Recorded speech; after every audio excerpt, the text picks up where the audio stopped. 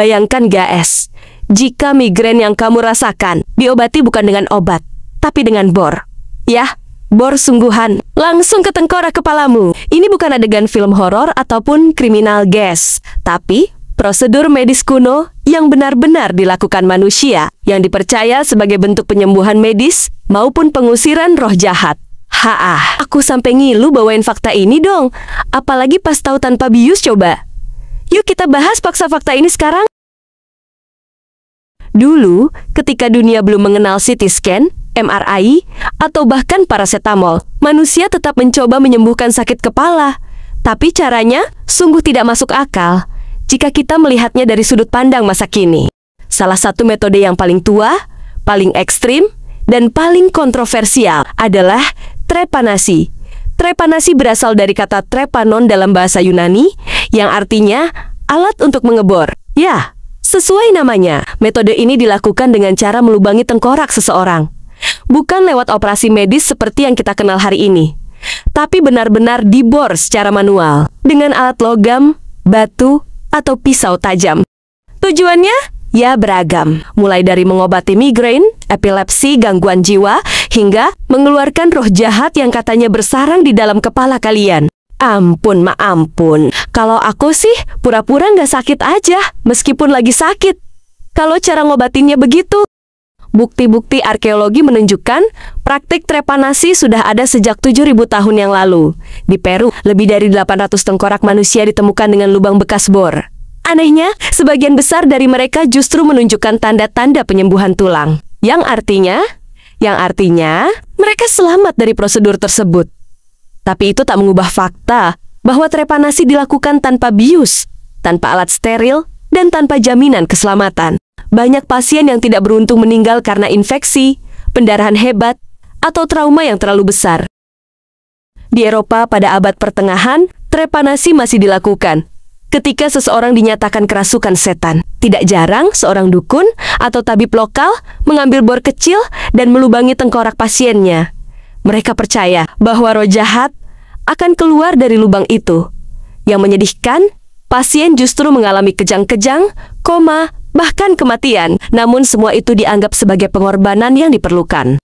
Bahkan, pada awal abad ke-20, masih ada dokter yang mempertimbangkan trepanasi sebagai alternatif terakhir untuk penyakit kejiwaan berat. Ini menunjukkan betapa putus asanya manusia untuk memahami dan mengobati apa yang ada di dalam kepala mereka. Bahkan jika itu berarti harus merusaknya, yang dalam artian beresiko besar pada pasiennya.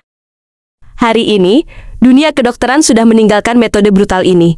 Namun di beberapa komunitas tertutup, praktik ini kabarnya masih dilakukan secara diam-diam, tidak lagi sebagai pengobatan, tapi sebagai ritual spiritual atau simbol pembukaan pikiran. Mereka yang melakukannya percaya bahwa kepala yang terbuka akan membebaskan energi batin dan membawa mereka lebih dekat dengan pencerahan.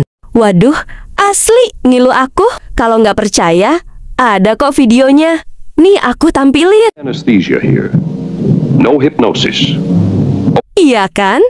Tapi satu hal tetap menjadi pertanyaan besar. Apakah trepanasi pernah benar-benar menyembuhkan? Ataukah hanya warisan dari masa lalu?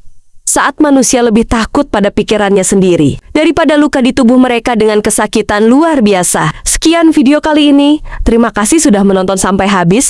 Dan jangan lupa subscribe dan like ya guys. Bye-bye. Trepanation in the outback. No oxygen, no surgical lights, no scrub nurses, no anesthesiologists, no neurosurgeons, not even sanitary, sterile conditions. And yet, the chances of survival? 96%. The patient's head is washed clean with the old scrub water.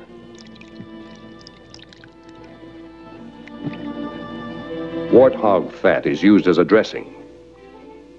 What condition is the operation directed against?